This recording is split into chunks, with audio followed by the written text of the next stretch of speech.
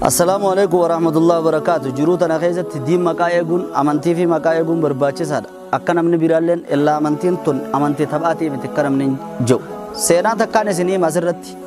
Jara tokko abbaqeenya jeese jeneti nama tokko mana murtiitti dhiyeessan gaafa zabana dur dabre keessatti. Yeroo dhiyeessan dhuga ajjeese je'ee firra ragaabe. Haya si jeefnaa jeniin gaafa nama jeese ajjeesan sani akka shariyaa islaamaatti asi ajjeefnaa jeniin wayin isin gaafadha abbaa kiyyaa du'e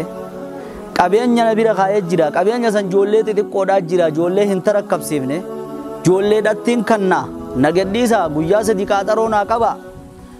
amaanaalee jirtu bakkaan giheetiin dhufaayii jeen wabii yaammadhu jeniin biyya tana keessa wabii nama yaammatu dhabe sanuma nama tokko laalee aboo abolu rabbii jecha wabii naa ta'e jeen akkanuma rabbii jecha jechuu san laalee ta'e jeen san daanyechi jeen amma yooni inni dhufuu dhabe siit du'a gaa bakka isaa jennaan eega rabbii jecha jeen waan du'a jeen haya jee kote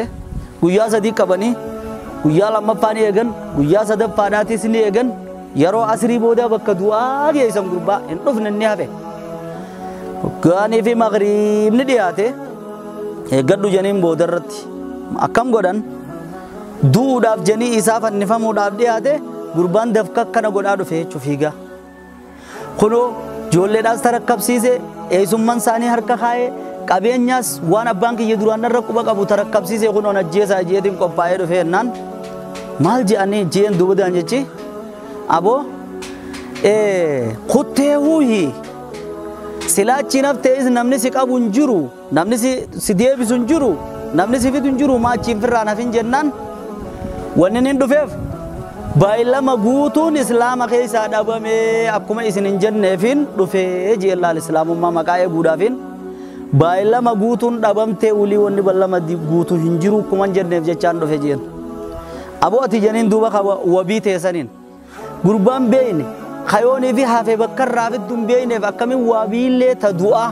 واسيله برولي لما تدعى أكمل تادينن نمني ربي فجتة إفكابو دابمي أكوبا نمني جنة فجتة دان إفكابي جين جتشونس جرّ ما غربا منا مرتيد ديسيس نوتيس الرد برّه مالف جنّان ربي يجرّد برون دابمتي أكوبا جنة يجرّد الرد برّه جنين وقاني في أتي ربي يجوان تكدل يدي ربي ترجع على تو بكسيبوسا هم جرتن مكا ديني في مكا خيسن إيجا إسنين جنة والسلام عليكم.